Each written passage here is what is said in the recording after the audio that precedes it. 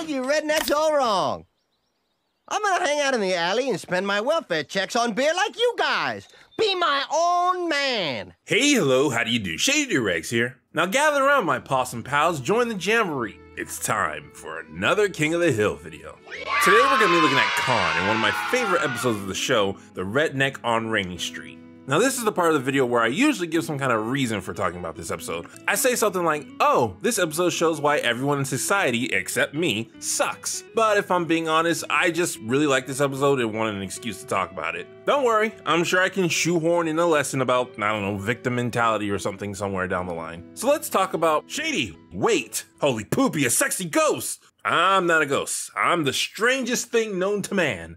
You, but with the X-axis mirrored.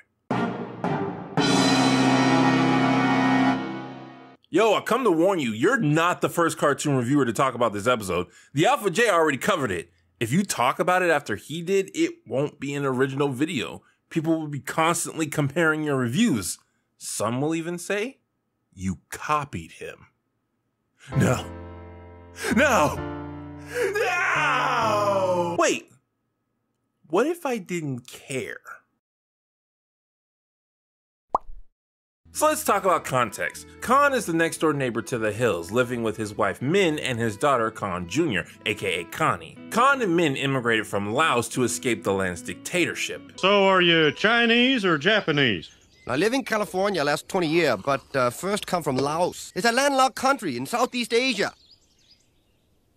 So are you Chinese or Japanese? As the show progressed and the characters became more fleshed out, or more flanderized depending on who you ask, Con met the stereotype of an overbearing Asian parent, while Connie met the stereotype of an overachieving Asian child. Because, say it with me, King of the Hill loves his stereotypes. Con has also become mean-spirited towards Hank and the boys, often berating their way of life and calling them names like rednecks or hillbillies as an insult. And there's a lot more to this family, but that's pretty much all you need going into this particular episode. Now, let's get going. So the episode starts with a real estate agent telling Hank and the boys that Rainy Street is a popular place to live. You are so lucky to be living here. Good gravy, woman. What is with that voice? You sound like you ate Bobby and then tried to flush him down with 15 packs of cigarettes. This whole neighborhood is red hot. This is the B story, which won't get much screen time, but it does play a heavy role in the A story. Speaking of A stories, at the oh my goodness, I'm not saying that freaking name every single time. At the saxophone's place, Con and Min are prematurely celebrating Connie getting into a summer university program. Of course you're in. You have perfect grades, all the right extracurriculars, and you've wasted countless hours volunteering. Here, put this on. But later, Con comes home and... Regret? Not? Unfortunately? No! It's all right, Dad. This summer I'll just study for fun. Note Connie's reaction. It will be important later. Con goes down to the university to find out why his child, who is a perfect fit for the school, didn't get in. Look, Connie's a really smart Asian girl, but I've got a boatload of them. She's not black, she's not Hispanic, or even white. I mean, good Lord, give me a white kid from a public school with Connie's specs, and that kid could waltz in here. Now, to anyone who is shocked at this and is yelling at their screen, that's discrimination! I've got some bad news for you. This isn't as rare as you might think. Though you'll have a hard time getting confession like Con did, in many places, schools and companies are required to meet a quota when it comes to which ethnicity they let in to make sure things are balanced. See, it used to be that people could discriminate based on race. Then we went and made that illegal. But we realized that certain races still weren't doing as well as others as a whole, so we took it one step further, not realizing that by trying to end discrimination, we simply created another form of it. It's no longer about being the best of the best, it's about being the best of your kind. You know, equality versus equity and all that. And that led to the logic that if one kind is doing better than everyone else, well then we gotta hold them back. Has Connie ever had to play that violin of hers on the street? You know, to buy her strung-out mother just one more hit? No.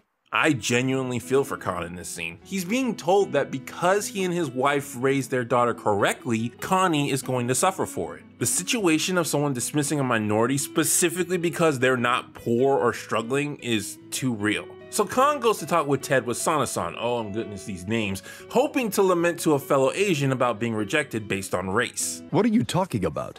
Jane got in, And each got a super low lottery number for the best dorm. Try swallowing the giant ball of snot that's dangling around in the back of your throat. It's disgusting. Nobody wants to hear that. If you want Connie to get into Rice, just give them a $10,000 donation. Con and Min try to come up with the money, but they just can't find it in their budget. And no matter how hard I work or how hard Connie studies, we all just stuck here.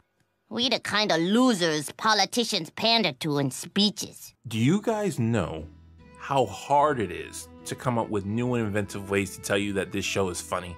Con goes into his next day of work being noticeably downtrodden. We see all the strife he has to go through being overly dedicated and having his boss not only be unappreciative, but also severely punish him for the minorest of mishaps. I'm just running a little late, but to be fair, I have been early for the last 548 business days in a row.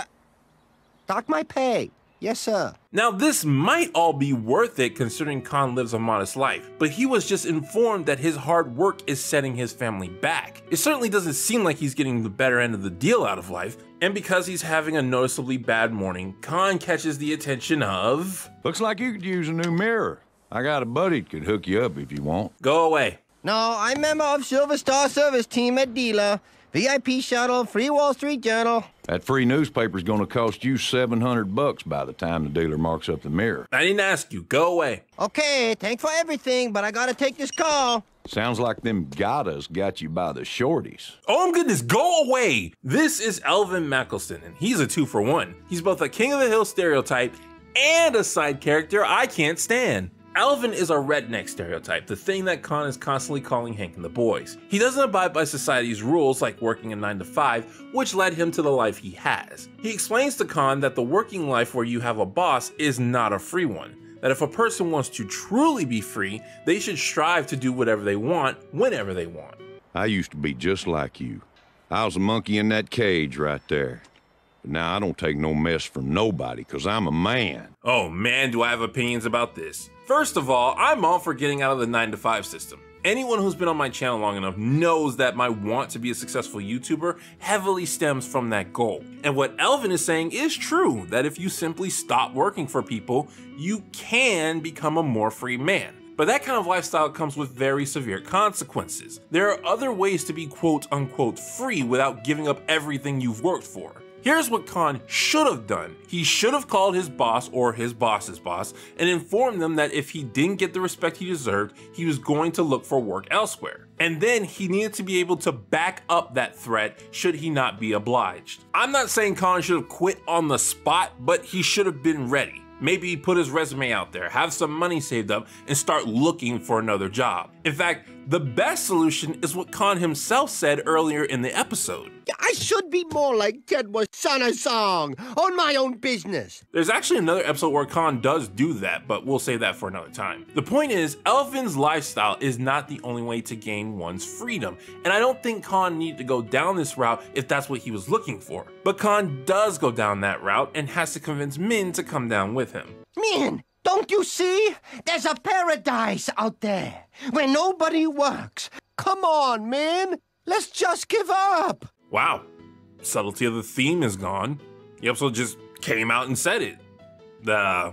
Okay, makes my job easier, I guess. What do you say, Min?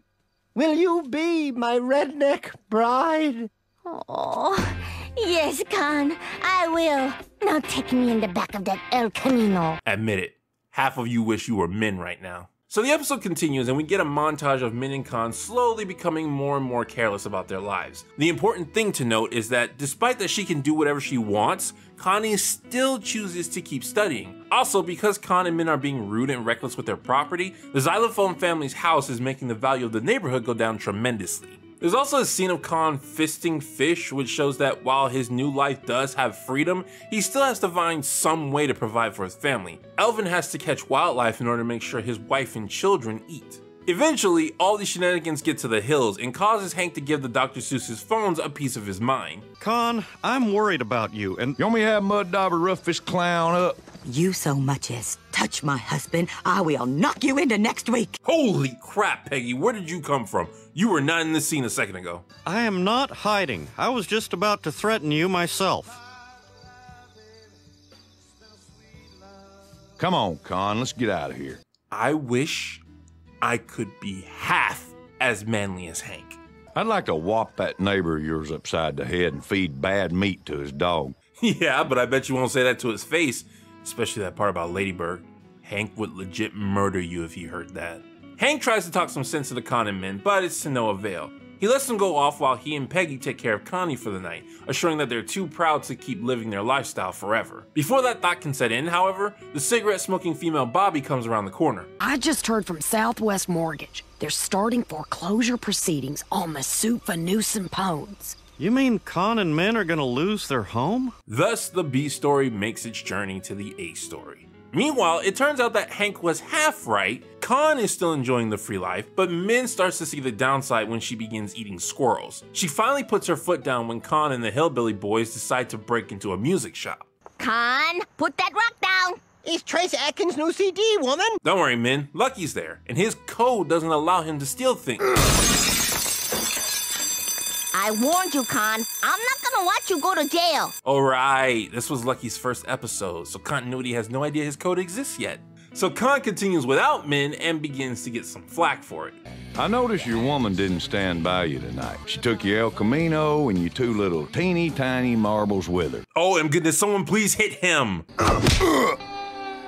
Oh, he actually did it. Yeah! That was good. Real good. I'm a-taking you sticking. What's sticking? Fun fact, 100% of all guy friendships are made stronger after punching each other. Min makes it home and finds out from Hank that she's about to lose her house. And like everyone else in this situation, her thoughts immediately go to Connie because, yeah, her parents might be getting what they deserve, but Connie didn't do anything to make herself homeless. Plus she's, you know, a child. Having gotten through to Min, Hank goes out looking for Con and finds out from Buck that he's fighting in stick matches. Now it's time for the big moment. Somebody needs to learn a lesson, and my man Hank is gonna be the one to shove it in his face. You're about to throw away everything you ever worked for, Con. You're about to lose your dang house. Ha!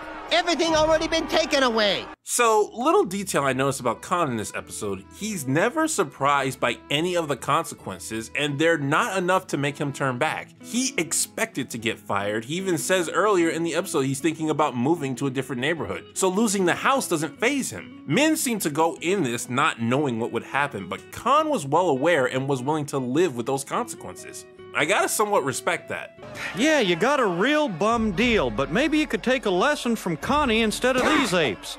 Even when you and Min went off the deep end, Connie never complained and she never stopped trying. Ooh, I found it. Okay, so a lot of comments I get from my other King of the Hill videos are those who claim that victim mentality is just a response used to dismiss victimhood. That it's something used to excuse the bad behaviors of others and blame the victim for things that aren't their fault. Now, I'm certainly willing to believe that there are people who exist that just want to dismiss victimhood, and that some of these people are willing to use the concept of victim mentality in order to do that. But that does not mean victim mentality itself doesn't exist, nor that it isn't harmful. Con and Connie are a perfect demonstration of the difference between being a victim and having a victim mentality. They're both victims of prejudice. In fact, they're both victims of the same prejudice, being overachieving Asians. However, recall Connie's reaction to being told she didn't make it into Rice. It's all right, Dad. This summer I'll just study for fun. No matter what circumstance she was in, Connie always focused on bettering herself. She didn't let not getting into Rice stop her from studying, nor did she let her parents losing it drag her down with them. Meanwhile, Con let the fact that he was a victim define his circumstance. He knew doing certain things was wrong,